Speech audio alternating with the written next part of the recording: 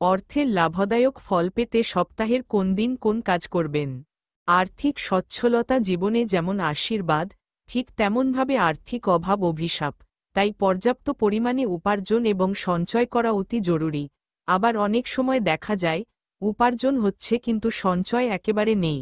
অর্থ সঞ্চয় ঠিক মতো করার জন্য সপ্তাহে 7 দিন কিছু কাজ করতে হবে। জীবনে অর্থ, সুখ, সমৃদ্ধি পেতে আমরা কত কি করি। অর্থ ভাগ্য সকলের সমান হয় না, কিন্তু প্রচুর অর্থ উপার্জনের ইচ্ছা প্রায় সকলের মধ্যেই থাকে। আর্থিক সচ্ছলতা জীবনে যেমন আশীর্বাদ, ঠিক তেমনভাবে আর্থিক অভাব অভিশাপ। তাই পর্যাপ্ত পরিমাণে উপার্জন এবং সঞ্চয় করা অতি জরুরি। আবার অনেক সময় দেখা যায়, উপার্জন হচ্ছে কিন্তু সঞ্চয় একেবারে নেই। অর্থ সঞ্চয় ঠিক মতো করার জন্য সপ্তাহে 7 দিন কিছু কাজ করতে হবে।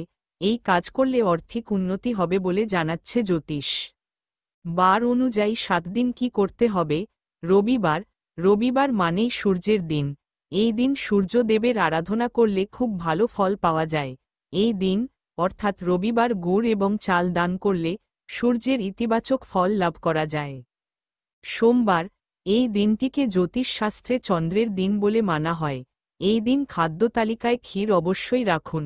সোমবার কপালে চন্দনের তিলক ও সাদা রঙের পোশাক পরুন। মঙ্গলবার। এই দিন বিশেষ করে মঙ্গল গ্রহের পুজো করতে হবে বা হনুমানজির পুজো করতে পারেন। যারা মাঙ্গলিক, তারা যে কোনো লাল জিনিস দান করুন। এছাড়া এই দিন মুসুর ডাল দান করা খুব শুভ বলে করা হয়। বুধবার। বুধবার অর্থাৎ বুধ গ্রহের দিন। এই দিন সবুজ গোটা মুগ ডাল দান করুন বা আগের দিন গোটা মুগ ডাল ভিজিয়ে রেখে গরুকে খাওয়ান। বৃহস্পতিবার। বৃহস্পতিবার অবশ্যই লক্ষ্মী দেবীর পুজো করুন এবং কোনো মন্দিরে বা পুরোহিতকে হলুদ বস্ত্র দান করুন।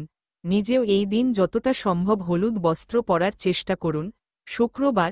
শুক্রবার শুক্র গ্রহের আরাধনা করতে পারেন। এছাড়া দই বা সাদা রঙের পোশাক দান করুন। শনিবার। এই দিন শনিদেবের পুজো করুন বা হনুমানজির পুজোও করতে পারেন। শনি মন্দিরে তিলের তেল দান করুন। হনুমানজির মন্দিরে নারকেল দান করুন এবং হনুমান চালিসা পাঠ করুন।